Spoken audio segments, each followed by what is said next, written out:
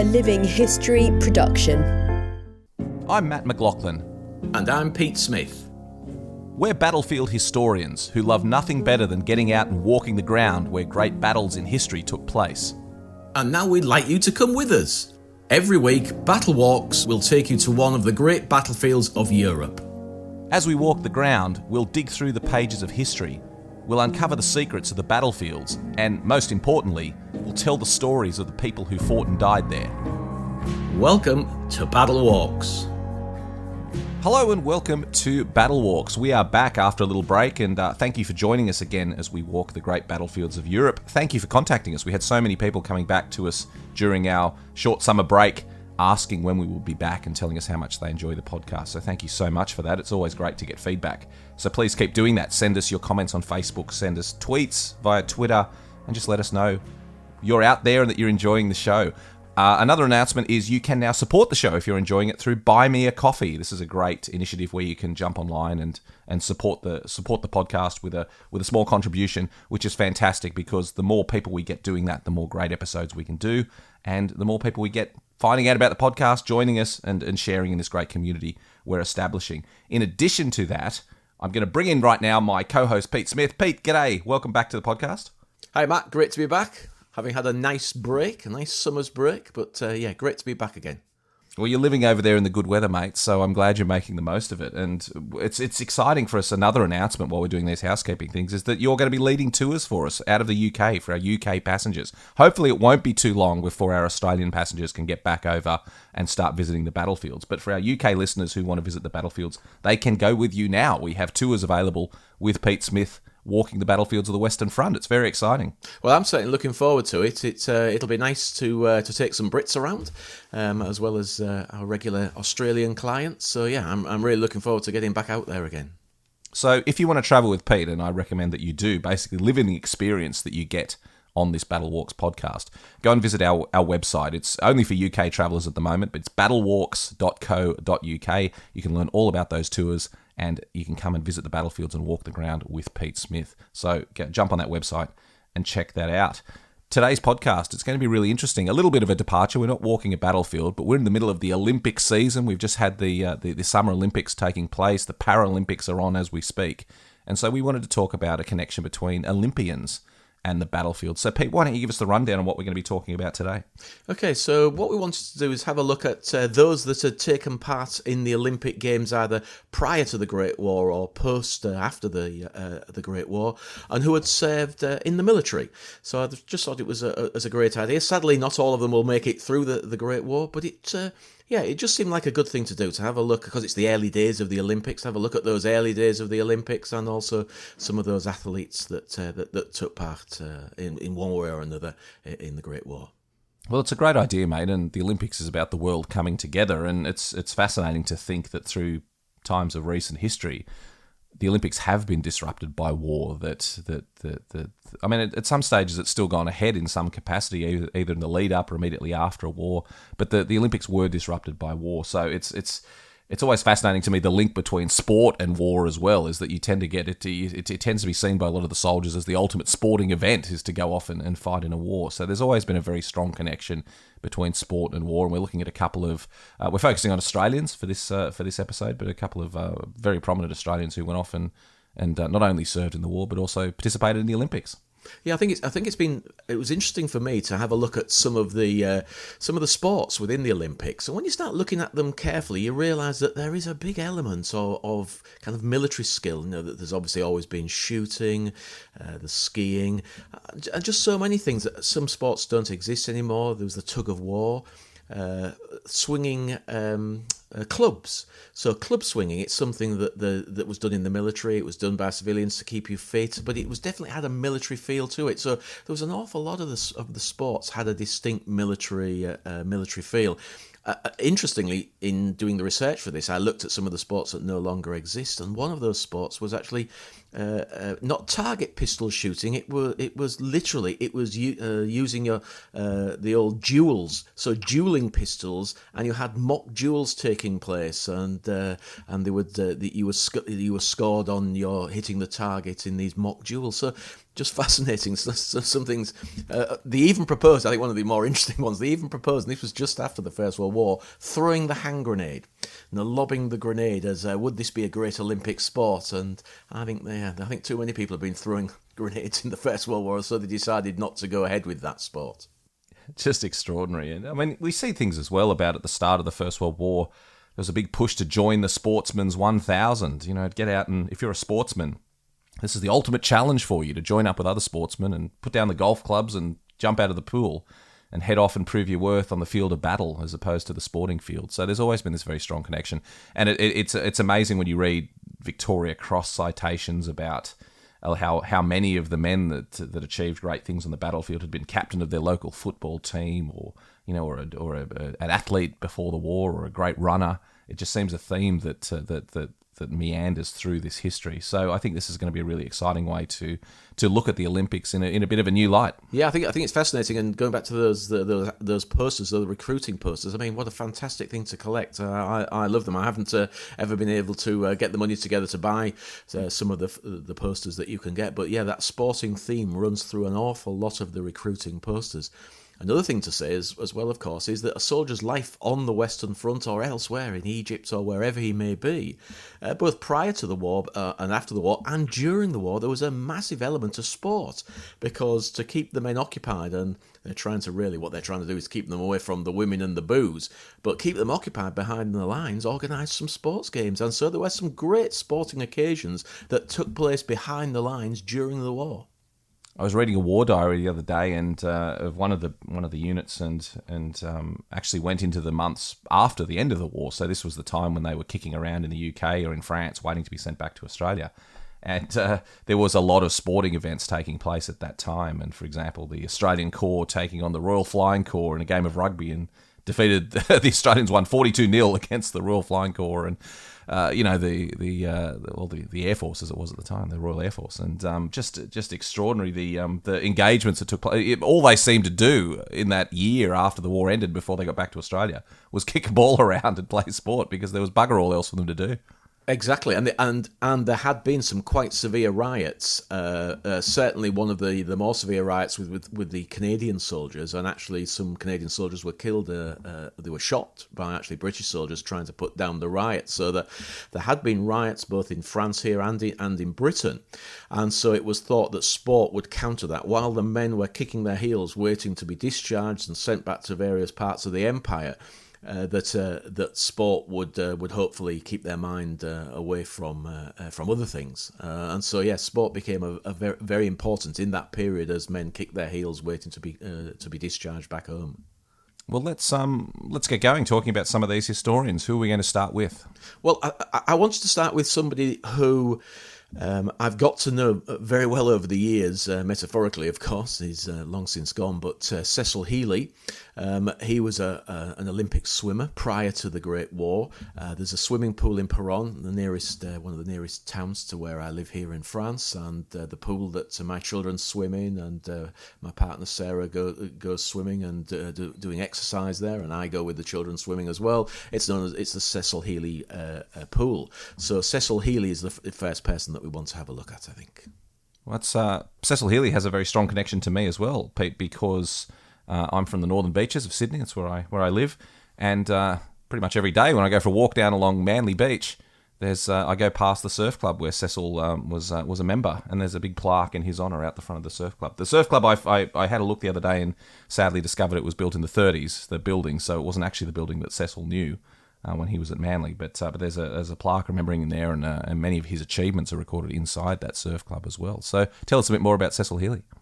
Yeah, well, I'll just go over that the surf club's issue, interesting issue, because in doing the research on Cecil, then I became very much aware that he'd been involved in the surf clubs close to Manly, and I certainly, just reading between the lines, and you could probably expand upon it a little bit, Matt, is that there was obviously a lot of rivalry between the surf clubs, I would guess, and he joined the East Sydney Amateur Swimming Club. and the North Stein. Is that the way you say that word? Stein? Stain. North Stein. And Yes. I always say it wrong. You can guarantee if there's a way of saying it, I'll say it wrong. So he joined their surf life saving club and was also a gold honour badge holder of the Manly Surf Club in 1907. So he was involved in several of the surf clubs in the area. Well, it's interesting discussing those surf clubs because Manly is where I first lived when I moved from the bush many years ago, 25 years ago. And so it's quite well known in the Manly area. But it's interesting. It's a long beach, Manly. It's about 1.5 kilometres long, so about a mile long. And there's 3 surf clubs on that stretch of beach. And, today it's not such a big deal because everyone's very friendly and gets on very well. But you're right. Back in the day, there was quite a rivalry. So there's the main surf club, which is at South Stein, which is the one that is generally just referred to as Manly Surf Club. And then at the northern end of the beach is Queenscliff Surf Club, which is another big one. And then in the middle is this tiny little one called North Stein, and that's the one that gets a bit overlooked. But that was the one that Cecil was most closely associated with, and that's where he is now remembered and recorded. And it's a cute little building. It's the only original building dating from the 1930s. The other surf clubs are very modern. And it's a cute little spot right in the middle of Manly Beach. Very overlooked when it comes to surf events and sports. North Stein gets a little bit overlooked, but it's a good little link with history, that club. As I said, sad that the building is only dates from the 1930s, so Cecil Healy wouldn't have actually seen that building, but it's still a very strong link with the history of Cecil Healy. Yeah, that's great. Thanks for the info. I'll add it to my records. Tell us more about Cecil. Yeah, sure thing. So he was born on the 28th of November in 1881 in Darlinghurst. Have I said that name right? I think I've got that one right. Correct. Very good. Very good. This is a great tour through the many places of Australia for you. His father was called Patrick Joseph Healy, and he was a barrister. So you can tell from that this is a fairly well-heeled family, and he was the third son. So born in Australia. Educated and here we go again, Bowral. Is that right? Primary school at Very Bowral. good, mate. Bowral, well done. So Bowral, and straight away, even that he's also the home of Don Bradman, I should say. So a good sporting pedigree out that way. Yeah, and I think he obviously came from a sporty family and would have been pushed in that direction, I suspect, and obviously was a very good swimmer. Because in 1895 he won the 66-yard handicap race at the old Sydney. Oh dear, here we go again. Natatorium. I think that's right. Sydney Natatorium. And it's a word I'm not familiar with. Natatorium. Yeah, I don't know what that means actually. What the heck is a natatorium? Anyway, so straight away involved in swimming, and he's going to both continue after his primary school. He went to a college in Sydney. Go on, Matt. What's this college called? St. Aloysius. He went to. Thank you. We were discussing this earlier about how I pronounce this name. So Aloysius College in Sydney, and steadily improved. And in 1901, with others, he won the 500 yards. I keep struggling with this because it keeps changing from, when I was researching this, from yards to metres. So I'm going to do it in both in this case. 500 yards, 455 metres, flying squadron team race. And this is in the New South Wales Championships, and this was the first time of many that he was successful. His team won that competition, and he was involved in middle distance racing, and so it's ongoing. It's ongoing. I'm not going to read out all of his awards as we slowly work our way towards eventually him being involved in the Olympics. Interestingly, one of the guys that he was regularly racing again, and we're going to be talking about him during this podcast as well, is Frank Burrapair, who was also a swimmer, and Healy and him very often swam against each other. So by the time we get to the 1912 Stockholm Olympics, going to take place in Stockholm, he was considered to be one of the world's best swimmers. So you get the idea of how his fame has slowly spread around the world, and eventually, as I say, by 1912, seen as one of the world's best swimmers.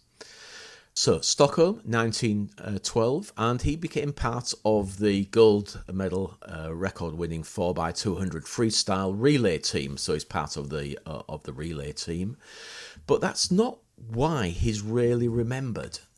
Do you know why he's remembered, Matt? Sorry, I know I'm just throwing that straight at you, but I just wondered if you know anything about why he's well remembered, because it's extraordinary, really.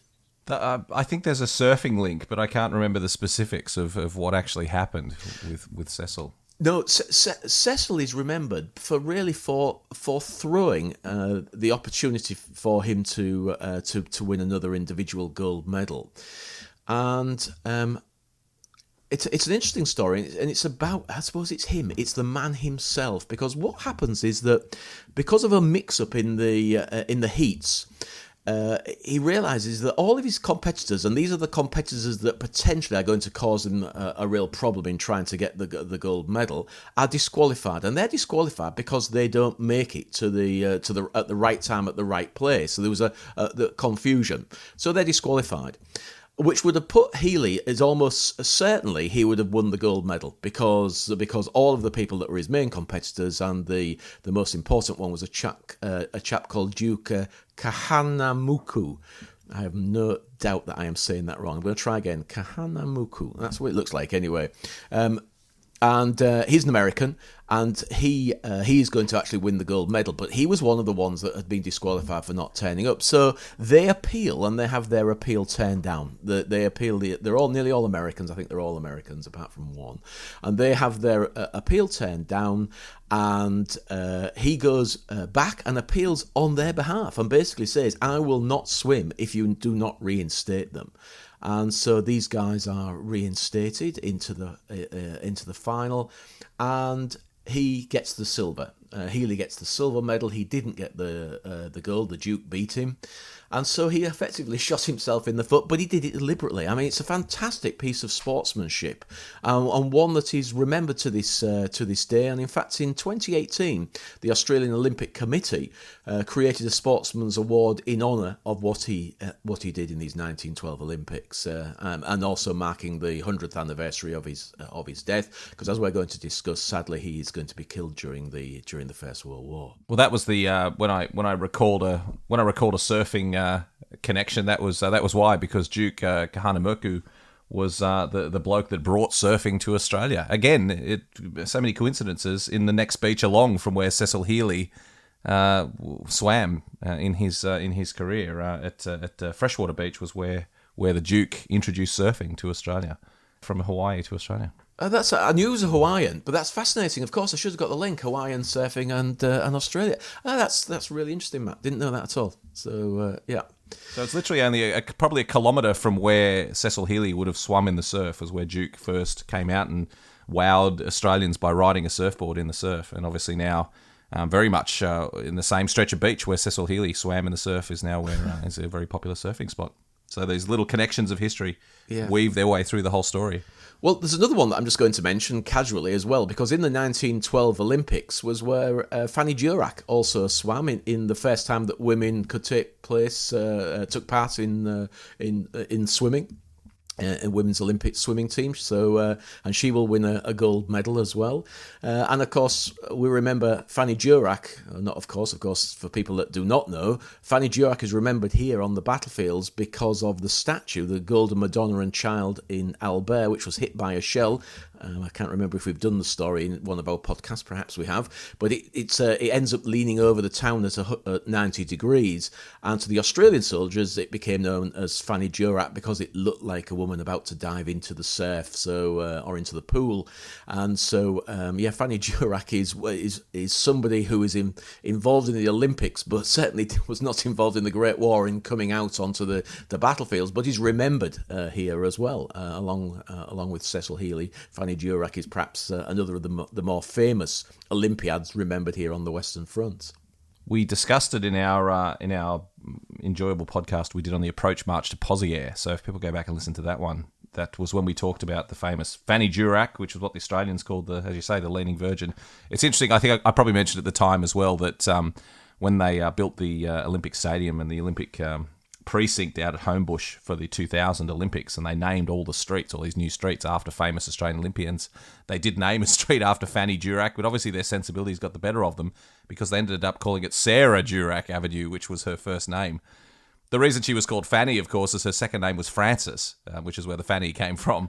But obviously it was too much to name a street Fanny Durack Avenue, so they called it Sarah Durack Avenue, and then from then on, no one knows who the hell they're actually talking about with the street because she was only ever known as Fanny Durack. So it was a bit of a curious one, but there we go. So when you go down Sarah Durack Avenue, it's actually the connection is to Fanny Durack and the Leaning Virgin of Albert. Matt, I'd just like to say, I think you're getting almost as good at myself as going off on strange tangents. We're both getting good at it. We are indeed. We are indeed. We need some sort of bell or some sort of chime so people know that there's an obscure tangent coming up. I think that's part of our charm, Pete, that we wander off all over the place. We've often said it that listening to this podcast is a little bit like sitting down and having a beer with Pete and I, and just the stream of consciousness that comes along. So I think our loyal listeners will forgive us for that. Yeah, I agree. So on to his military career. I found this quite interesting. So you would imagine with his education, his standing within the country, that he would have immediately gone for a commission and joined as an officer. And he doesn't. And in fact, he doesn't enlist until the 15th of September 1915. And he's 32 years old, so you have to think that most of the guys that are joining are 18 or less, and so he would have been seen as a seriously old guy in some of these battalions of very young men. The only exception potentially being the officers, and it's perhaps one of the reasons why he wasn't placed instantly in an infantry battalion. And he actually worked at the 2nd Divisional Base Depot in France. And he was the regimental quartermaster sergeant. Now, interestingly, that puts him almost above a lot of the junior officers. He's the equivalent of God. He's running effectively everything, and I think that shows that they've used him instead of thinking, well, we won't put this guy into an infantry battalion. We need him here doing this because he's obviously very good at organisation. He's a driven man, which we know he was, and so yeah, he was organising the supplies and stores for the 2nd Division, effectively. So a very important guy. But it wasn't enough for him. And I think he felt he was shirking his responsibilities. We can only guess at what went through these people's heads as they're on the Western Front. It's very difficult to put yourself in their position. But you just know that Cecil would have been a really driven man, to get where he did with swimming. And so he obviously decides he's not doing enough, and he requests to be put on an infantry cadet battalion course, so to be trained as an infantry officer, and he qualifies for a commission in the May of 1918. So he did that job as the regimental quartermaster sergeant for quite some time, and it's not until the May of 1918 that he's appointed a second lieutenant. Well, he's actually the June of 1918 by he's appointed a second lieutenant, and he's taken on the strength of the 19th Battalion in France on the 15th of August. So that's when he actually gets to the Western Front as an infantryman. 15th of August, we're in the 100 days. So this is it wasn't for a long time, and I've talked about this before, was not really a famous action. The 100 days, it was almost like 100 days of fighting, then the war ends. We now know an awful lot more about what went on within those 100 days, sometimes known as the advance to victory. And he's going to be doing what an infantry officer should do. He's leading from the front. He's a second lieutenant still, and is in a village of Biaches. I'm not sure that's how you pronounce that either, a French village. And that is just beyond, if you imagine you're heading due east from Villers-Bretonneux, and that's the direction that we're pushing the Germans back. And he is, sadly, he's killed while leading his men in an attack against an enemy machine gun position, and he was shot in the head and killed outright. And this is the really sad bit. After being on the Western Front but behind the lines for all that time, he was literally in the line with his battalion, his infantry battalion, for just 2 weeks before he was killed. He was buried in a field, and it's described as 3/4 of a mile northwest of Biaches and 1 3/4 miles west of Peronne, and a wooden cross was erected. There is, in the Australian War Memorial, a photo of his battlefield grave, and that was taken on the 21st of September in 1918. And we can see it's not your standard boring, that's not a very good word, it's just standard cross. So a standard cross, aluminium stamping with the wording on of who you are. It wasn't that at all. This was a very fancy well-made cross, almost certainly made by the pioneer section of his battalion. And we know from reading the diaries of the battalions that that's what they did. They went back and put up better crosses than the standard war graves cross produced by the grave registration units, and that's what they did on his grave. Now, I don't know whether his body was then lost at some stage and discovered later on, but it's not until 1926 that his body was exhumed along with 4 of his men killed at the same time. So in other words, it's a battlefield burial. They were put together and they're all exhumed together in 1926, and he rests in Asvilliers New British Cemetery, and that's where him and his 4 men that died with him are buried today, where we can go and see him. He remains the only Australian Olympic gold medalist to lose his life in the line of duty. So he's the only gold medalist that was actually killed during the First World War. And actually, that may be in the line of duty. I'm not quite sure what period that's covering. I must have taken that out of a book somewhere along the line. Didn't scribble down whether that's First and Second World War, because the line of duty implies that possibly he may be the only one. I'm sure somebody will know. Somebody will put us right. But certainly for the First World War, he was the only Olympic gold medalist to lose his life in the line of duty. As I say, he's not forgotten. His name is outside the pool where we go swimming. And in fact, every year they have a competition known as the Cecil Healy Challenge. Now, sadly, in this terrible period we're going through at the moment with the COVID, they've tried to run it this year, but there's so many restrictions, there's so many issues here with people not having their jabs and the wearing of masks that they can't get enough people to take part in it. Sarah, my other half, she'd put her name down for it, but not enough, and so it was cancelled again for the second time. So the Cecil Healy Challenge, hopefully we'll try again next year, and that normally consists of it's a walk and a swim, so it's part walk, part swim, and it would have been the 103rd anniversary of his death this year. I know he's on the Manly War Memorial. I'm sure you've seen him, Matt. You must have had a look at his name on the Manly War Memorial. I have indeed. I've seen his name both on the War Memorial at Manly and also at the Lifesaving Club. Of course, he's very well commemorated there in 2 lifesaving clubs, both Manly and in North Stane. The 2 clubs about a kilometre apart from each other. Yeah, he's also commemorated on St Aloysius College's Roll of Honour, so he's there as well. And I believe he's commemorated on the Healy Shield for Life Saving in New South Wales, so that must be given yearly, presumably, as well. So that's Cecil Healy. I don't know if there's anything else you want to add about him, Matt. I think we've done him. Well, it's such a great story, and he's not particularly well known in Australia. He's known in very small circles. Obviously, in Manly, he's very well known. He's known for people who know their Olympic history. He's well known. But I think it's fascinating. There's another small connection with my family because he was killed. Well, he was killed in the lead up to the Battle of Mons St Quentin, which was the most famous action that took place at the end of August, early September 1918, and one of the most famous Australian actions. And this was a small action leading up to that. So he's generally considered to have been killed at Mons St Quentin.